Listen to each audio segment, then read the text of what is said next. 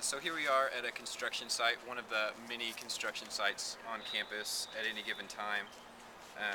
One of the problems with these sites is the exposed soil here.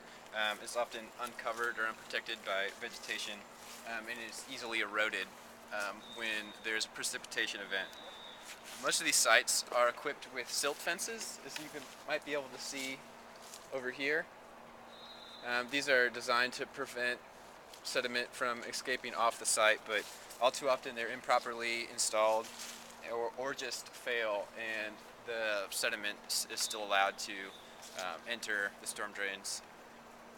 And so on the contrast to this exposed soil is vegetative cover, grass basically. It's very beneficial in preventing erosion.